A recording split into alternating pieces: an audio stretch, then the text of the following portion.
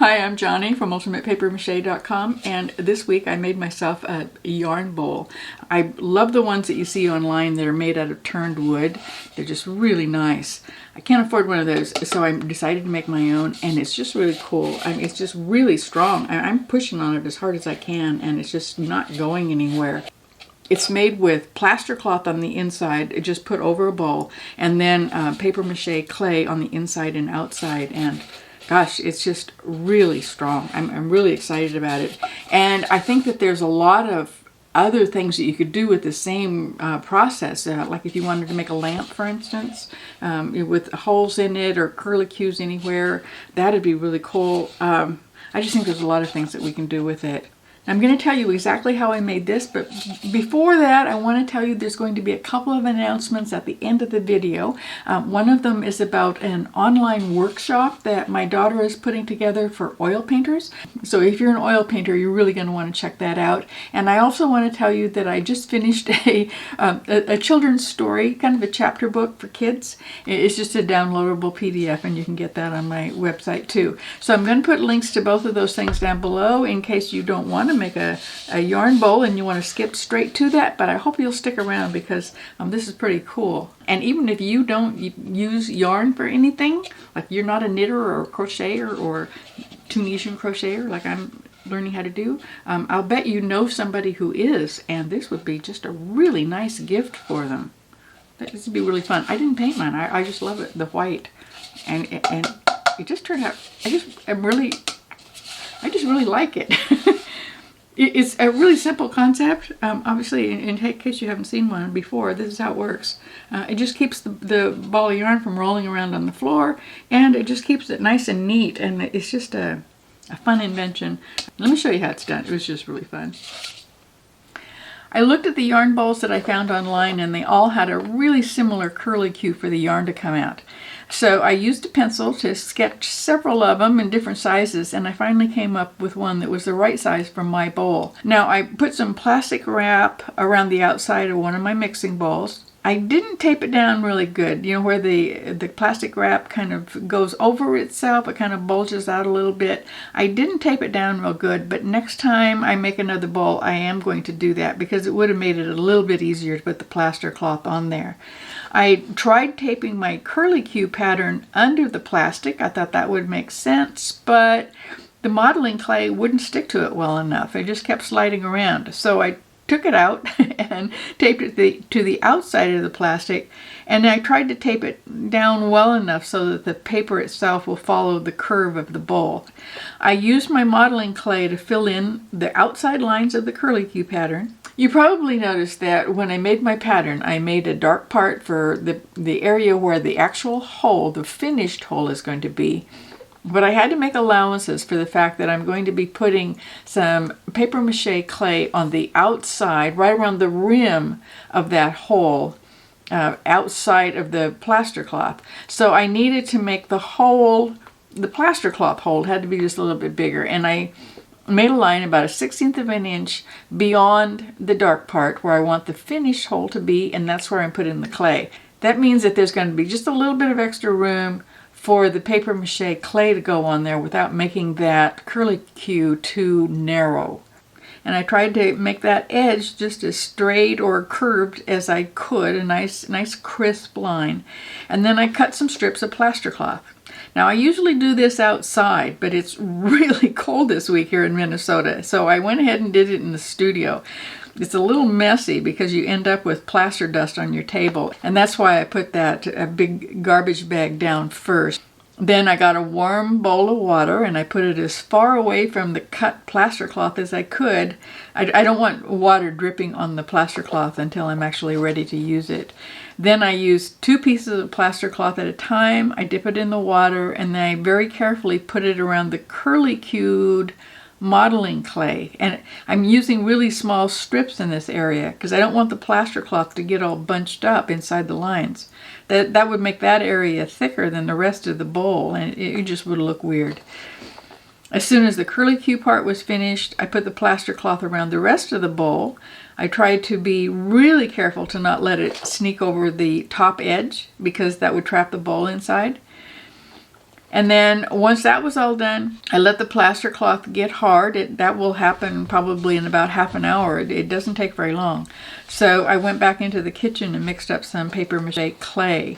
There's a link to that recipe down below the video. And there's also a link to the the air dry clay recipe. You can use either one. And I'm going to tell you a little bit later how you might want to make the choice as to whether to use the original paper mache clay or the air dry clay recipe. It's really going to be up to you, and I'll explain that in just a minute.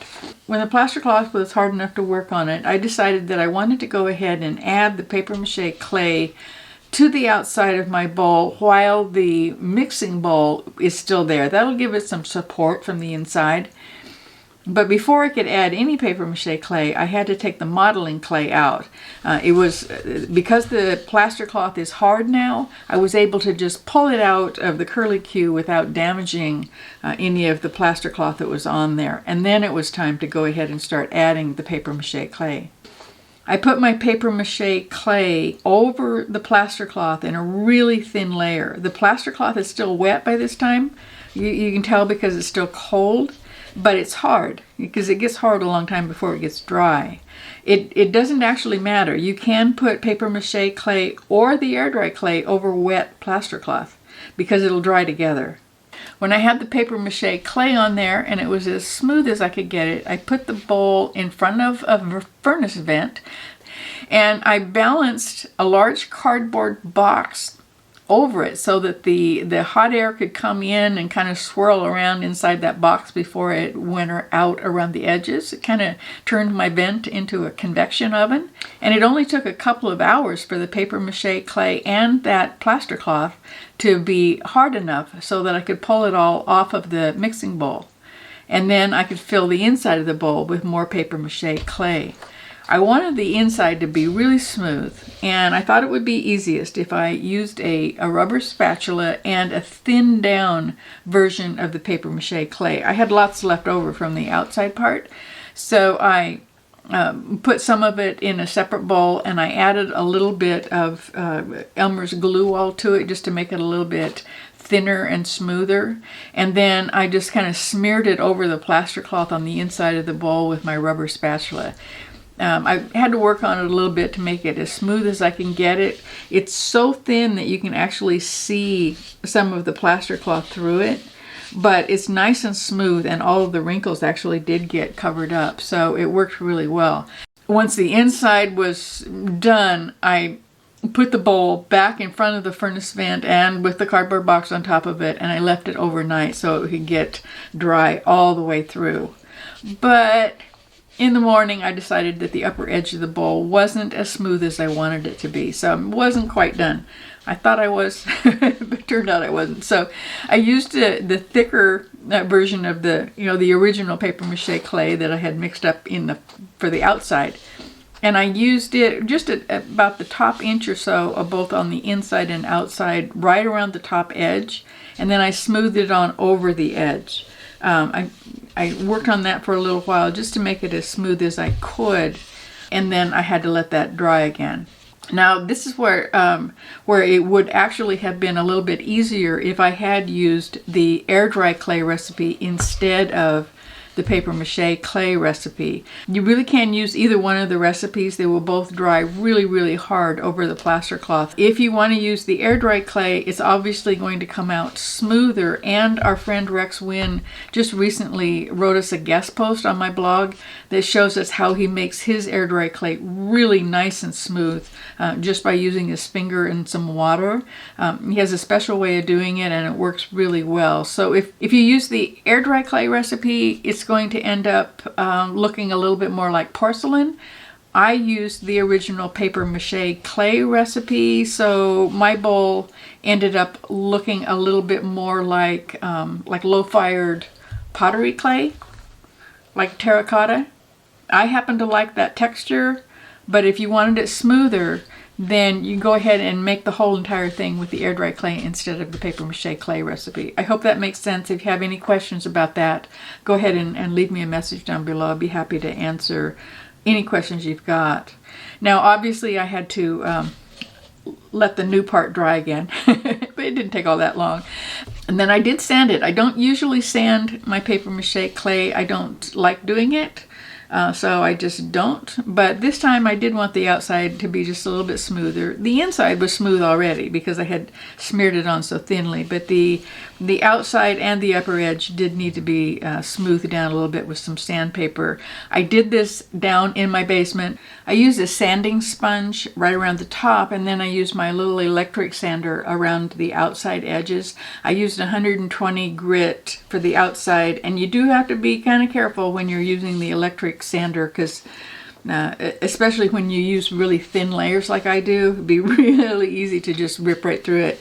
But it worked really well and came out nice and smooth, but it still shows off the texture of the paper mache clay. Like I said, it's a little bit like terracotta clay now. I don't know that you would need to use any kind of sandpaper at all if you use the air dry clay instead.